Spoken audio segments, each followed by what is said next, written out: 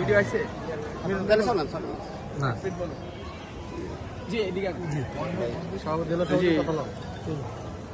জি প্রিয় লক্ষ্মীপুরবাসী, আমরা আসলে আলিয়া সেন্টারে আজকে আসছি আর কি। এখানে আসলে 3-4 দিন থেকে অনেক আশ্রয় প্রার্থী এসে উঠেছেন এখানে, বিশেষ করে যারা বন্যা আক্রান্ত হয়েছেন লক্ষ্মীপুর পৌরসভার বিভিন্ন ওয়ার্ড থেকে 2 এবং 3, 14 নম্বর ওয়ার্ড, এই ওয়ার্ডগুলো থেকে লোকজন আসছেন। কিন্তু আমরা এখানে আলিয়ার প্রধান অধ্যক্ষ সাহেবের সাথে কথা বলছি, এটা এখনো ত্রাণ পাওয়ার জন্য যে জেলা প্রশাসনের আন্ডারে তালিকাভুক্ত হওয়ার ক্ষেত্রে তালিকাভুক্ত হয় নাই।